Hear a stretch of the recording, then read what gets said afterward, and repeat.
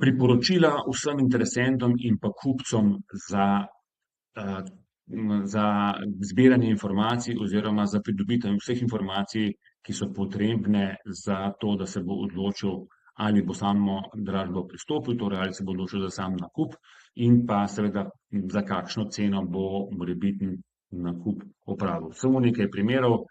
Tipičen primer je, kadar se prodaja stanovanje v večstanovanjski stavbi. Pomembno je, koliko je stanovanj v stavbi, načeloma velja pravilo več kot 5 stanovanj v posamezni stavbi, pač to vpliva na obremenitev skupnih inštalacijskih in pa komunikacijskih sredstev v stavbi in večjo obremenitev pomeni pač večjo možnost okvare, kar pomeni, da načeloma so enako velika stanovanja v stavbah, kjer je več stanovanj, manj vredna kot pa stanovanja v manjših stavbah. Seveda ni samo velikost stavbe, odvisno tudi potem lokacija, starost, vzdrževanost objekta in tako naprej.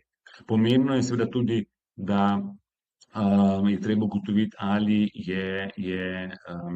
v tej stavbi pač obstaja upravnik in pa kdo je to upravnik. Nenazadnje priporočamo tudi vzpostavitev stika s tem upravnikom in pa seznanitev z morebitnimi njegovimi opažanji glede stanja celotne stavbe kot take, stanja rezervnega sklada in pa kakšni so vsaj kratkoročni načrti za investicije iz naslova sredstev rezervnega sklada. Kot že povedano, pomembno je, ali je stanovanje zasedeno, ali je prosto oseb in pa predmetov.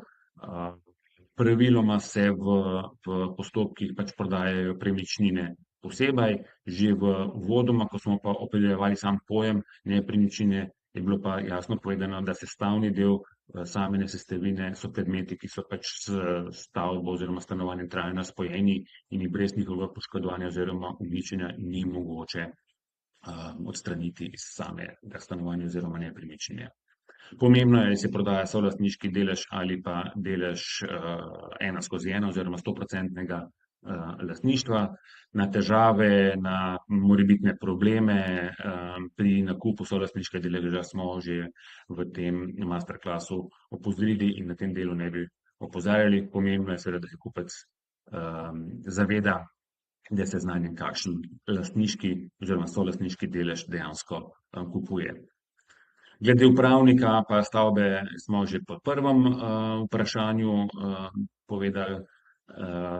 Glede rezervnega sklada smo tudi omenili, kolikor pač pomembno, da se kupec seznani glede morebitnih neplačanih obveznosti v rezervni sklad oziroma kakšna je višina rezervnega sklada, ki je že plačano s strani tega ali pa vseh ostalih lastnikov stanovanj v posamezni stavbi in pa za kateri namen se bodo ta sredstva uporabljala. Dejstvo je, da pač vse investicije v stavbo posredno zvišujejo tudi vrednost posameznih stanovanj v tej stavbi. Pomembno je, da se seznani, kakšni so okvirni mesečni stroški za posamezno stanovanje. Tukaj imamo v mislih upravljanje s strani upravnika, ogrevanje, elektrika, voda, odvoz odpadkov in pa podobno.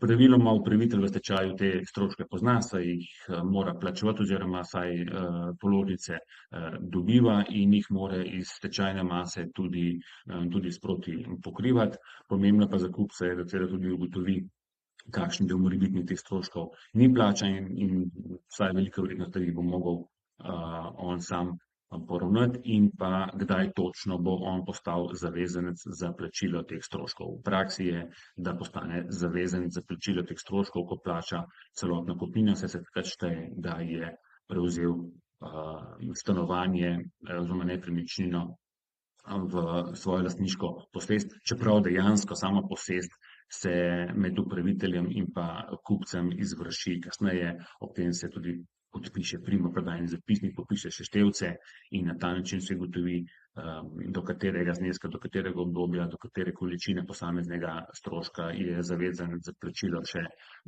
stečajni postopek oziroma prejšnji lastnik in pa kdaj novi lastnik. Pomembno je vprašanje, kako je urejeno odvajanje odpadnih voda oziroma kako je z kanalizacijo, ali je pač urejen priklop na javno kanalizacijsko omrežje, ali ima stavba oziroma stanovanje greznico, malo čistilno napravo ali pa kakšen drug način, ker te zadeve je potrebno urediti in v čim večji meri se priključevati na javna kanalizacijska omrežja. Vprašanje ogrevanja je eno pomembnih vprašanj z vidika stroškovne komponente tega stanovanja. Pač lahko ima individualno urejeno ogrevanje, lahko je urejeno ogrevanje v okviru celotne stavbe. To se kupec lahko seznani na način pač ogleda ali pa preko preučitve cenilnega poročila. Kot povedano, že v GURS-u so praviloma navedeni datumi izgradnje same stavbe, obnove fasade, vrat in oken. Pomembno pri tem pa se je zavedati, da lastnik javlja spremembe oziroma te datume v geodetski upravi, geodetska uprava potem pa zavede to v svojih evidencah. V kolikor lastnik navede napačen datum, bo ta datum tudi tam naveden, kar pomeni, da ni nujno, da je datum obnove kakšnega dela stavbe, ki je naveden v GURS-u, tudi dejansko resničen. To po mojem mnenju bo prišlo posebej še aktualno z uvajanjem zakona na nepremičnine. Namreč vsaka izboljšava, seveda zamenjava streha, oken, podob fasade in tako naprej, izboljšuje stanje nepremičnine, povišuje njeno vrednost, na ta način posredno tudi povišuje davčno osnovo in pa višji odmerjen davek, kar pomeni, da tu lahko, da bodo lastniki špekulirali, da mora tako reči, z temi datumi, kdaj so bile določene stvari spremenjene. Pomembno za kupca je tudi, da predvsem pri nakupu starih oziroma starejših stanovanj, da pridobi njegov tloris, dejstvo je, da pač tlorisi v preteklosti so bili drugačni oziroma so bili bolj ali manj funkcionalni glede na današnji način življenja. Kupec lahko, da se bo podvrgel določeni adaptaciji, ki bo vsebovala tudi pač izgradnjo novih sten. Pri tem je dobro vedeti, katere stene so nosilne, katere niso nosilne, in pa kaj se da lahko znotraj samega stanovanja spremeni, bodisi z rušenjem ali pa postavitvijo kakšnih novih cen.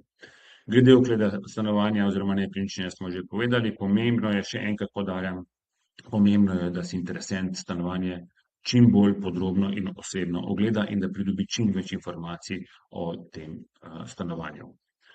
Pred samim nakupom je možen oziroma obvezen ogled prodajne pogodbe. Čeprav te prodajne pogodbe so praviloma po istem vzorcu pripravljene, ne bo nobenih posebnosti glede na to, v katerem postopku se zadeva kupuje. V določenem meri lahko varira pač rok za plačilo kupnine, ampak ta je razviden že iz samega oklica javne dražbe. Drugih posebnosti ali pa drugačnosti med pogodbami pa ni, ampak vseeno dobro je, priporočljivo je, da se kupec za prodajno pogodbo, ki jo bo v nadaljevanju podpisal, predhodno seznani. Rok za podpis pogodbe namreč je 3 dni in v 3 dneh, v kolikor se predhodno ni seznanil s prodajno pogodbo, pridobiti morda kakšno mnenje odvetnika o pravilnosti te pogodbe je včasih precej, ko bi rekel, nemogoče. Dejstvo pa je, da te pogodbe so pripravljene za specifičen primer prodaje v stečaju in se v veliki meri sklicujejo na določbe stečajnega zakona. Če se vrnemo še malce na dejansko stanje pri samem stanovanju oziroma v sami nepremičnini. Pri stanovanjih je seveda pomembno, kako je z parkiranjem. Vprašanje je, ali je v bližini stavbe ali pa na pripadajočem zemljišču zagotovljeno prostor za parkiranje, ali je ta prostor zemljišče v lastništvu ali pa solastništvu lastnikov posameznih stanovanj, oziroma ali je to pripada stavbi kot pripadajoče zemljišče. Tako da vprašanje parkiranja oziroma zemljišča, ki pripada stavbi, je ena od pomembnih informacij, ki naj jih kupec pridobi. Danes kupiti oziroma v nadaljevanju prodati stanovanje v večstanovanjski stavbi brez lastniškega parkirišča je precejšnja negativna okoliščina. Zadnja dogajanja na nekaterih naseljih v Ljubljani oziroma njeni okolici kažejo, da so tu razmere precej spremenjene glede na preteklost. Logično je seveda, v preteklosti so se večja stanovanjska naselja projektirala in načrtovala za primer, ko niti v vsaki družini, torej v vsakem stanovanju ni bilo enega avtomobila, danes pa je pravilo, da ima družina oziroma štiričlanska družina ali pa eno stanovanje, da ima v lasti oziroma v uporabi vsaj 2 osebni vozili.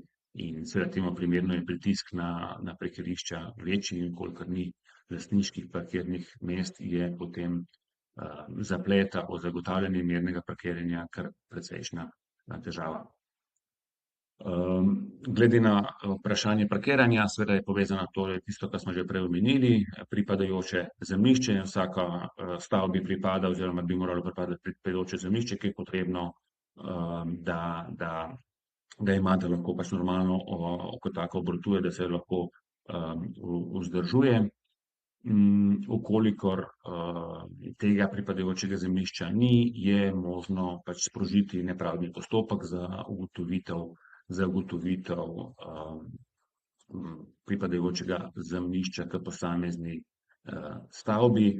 Okolikor pa je tak postopek v posamezni stavbi že sprožen, oziroma za določeno nepremičnino že sprožen, pa dejansko ta postopek predstavlja pravno oviro za samo izvedbo prodaje v okviru stečajnega postopka, kar pomeni, da upravitelj mora počakati, da se dejansko ugotovi določeni stavbi, v kateri se nahaja neko stanovanje, pripada neko pripadajoče zemljišče, in glede na to odločitev potem to stanovanje v tej stavbi tudi prodaja z oziroma brez, odvisno kakšna bo pač odločitev v tem postopku.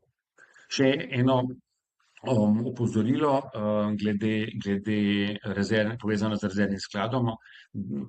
Precejkrat se zgodi v večstanovanjskih stavbah, da se solastniki odločijo za neko investicijo v stavbo, kljub temu, da v rezervnem skladu še ni zagotovljeno dovolj sredstev za plačilo celotne investicije, kar pomeni, da se z morebitnim izvajalcem upravnik dogovori, da bo na nek način na kredit, na posojilo stanovalci pač odplačevali že opravljena dela.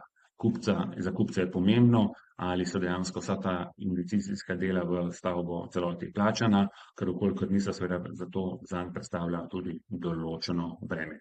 Gre za redke primere, vendar pa se v praksi tudi pojavljajo. Pomembno vprašanje, ki je bilo že načeto in predstavlja eno pomembnih prednosti pri nakupu v javni dražbi, je, na katere plombe v zemljiški knjigi je treba biti pozoren. Odgovor je zelo jasen in jedrnat. Na vse plombe je potrebno biti pozoren. Namreč pomembno je pridobiti zemljiškoknjižni izpisek in natančno se seznaniti z njim in ugotoviti, ali so na posameznem parceli, zemljišču vpisane pač določene služnosti, hipoteke, stvarna bremena ali kaj podobnega. Kot že povedano, za nakup na javni dražbi velja pravilo, da kupec kupuje bremen prosto nepremičnino, kar pomeni v praksi, da da s plačilom kupnine praviloma prenehajo vse pravice tretjih na premoženju, ki je predmet prodajne pogodbe, kljub temu, da ko kupuje, so seveda ta bremena še vedno vpisana v zemljiško knjigo. Katera pa so konkretno ta bremena oziroma pravice tretjih, ki se izbrišejo? Izbrišejo so se zastavne pravice hipoteke ali pa zemljiški dolg, izbriše se pravica do prepovedi odtujitve ali obremenitve, in pa izbrišejo se vse osebne služnosti, stvarna bremena ali pa stavbne pravice, kolikor so bila le-ta pridobljena po vpisu najzgodnejše hipoteke oziroma zemljiškega dolga v zemljiško knjigo oziroma pridobljene po začetku stečajnega postopka. Kot že povedano, prenos lastninske pravice in hkrati izbris vseh bremen v zemljiški knjigi opravi sodišče po uradni dolžnosti. Ko postane sklep o prenosu nepremičnine v dobro kupca pravnomočen, ta sklep po pravnomočnosti tega sklepa sodišče po uradni dolžnosti sklep posreduje v zemljiško knjigo z navodilom, da prenese lastninsko pravico na kupca in da izbriše vsa bremena, ki se pač izbrišejo glede na zgornje navedbe, da jih je potrebno izbrisati. Kupec potem dobi sklep zemljiškoknjižnega sodišča o izvedenih izbrisih in oziroma o opravljenem prenosu lastninske pravice nanj. Ni potrebno nobenega zemljiškoknjižnega predloga preko notarja vlagati. Ta prenos opravi sodišče oziroma nalog za prenos opravi sodišče samo in s tem kupec nima nobenih stroškov. Čisto na kratko na koncu še povzetek vseh danes navedenih nasvetov oziroma opozoril. Pred nakupom nepremičnine naj si kupec nepremičnino dobro odgleda, pomembno je opraviti tako zunanji kakor tudi notranji ogled. Potrebno je pridobiti čim več informacij iz javnih baz podatkov, tu imamo v mislih predvsem zemljiško knjigo in pa Geodetsko upravo Republike Slovenije in pa podrobno naj preuči cenilno poročilo, ki je izdelano za namen prodaje te nepremičnine.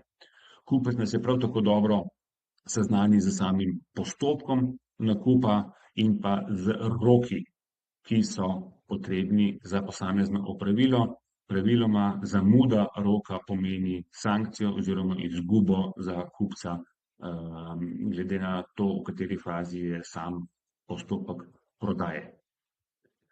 Kupec naj glede na objavljene sklepe oziroma dražbo, razpise dražbe seveda izračuna, kakšne stroške bo nosil poleg samega nakupa nepremičnine. Tu imamo v mislih davščine in pa same stroške sestave pogodbe oziroma sodne stroške za udeležbo v takem nakupu, kolikor gre za izvršilni postopek. Tako, na kratko toliko za temo nakupa nepremičnine oziroma stanovanja na javni dražbi. Opozorili smo na nekatere nevarnosti, na tveganja. Opozorili smo na prednosti, ki jih tak nakup prinaša. Zahvaljujem se vam za pozornost in želim vam čim več uspešnih nakupov. Hvala lepa.